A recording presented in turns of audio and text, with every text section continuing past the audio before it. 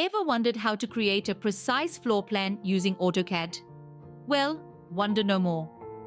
Today, we delve into the world of architectural drawings, specifically focusing on the creation of floor plans using this powerful software tool.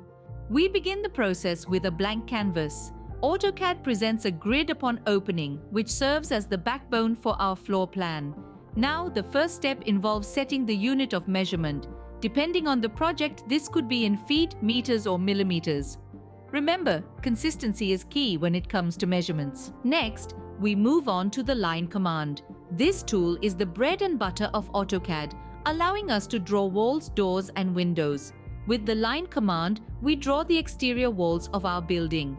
It's important to keep in mind the thickness of the walls, as this will affect the overall dimensions of the building. Once the exterior walls are complete, we move on to the interior. Here, we use the offset command to create the interior walls. The offset command allows us to create parallel lines at a specific distance apart, making it perfect for drawing walls. Now, we're ready to add doors and windows. For this, we switch to the rectangle command.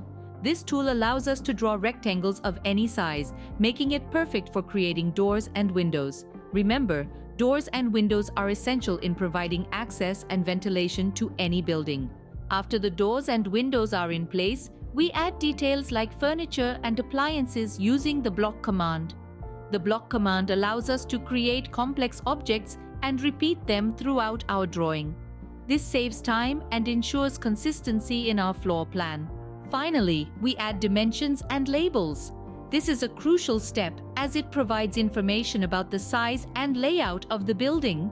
The text command allows us to add labels, while the dimension command provides exact measurements. So, there you have it, a step-by-step guide on how to create a floor plan using AutoCAD.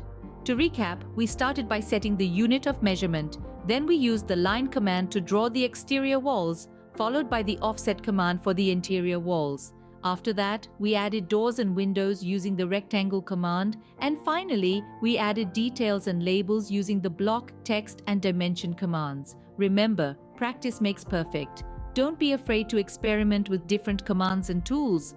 AutoCAD is a powerful tool with a lot to offer, so take your time and explore its capabilities. With a bit of patience and creativity, you'll be creating detailed and precise floor plans in no time. So go on and give it a try. Happy designing!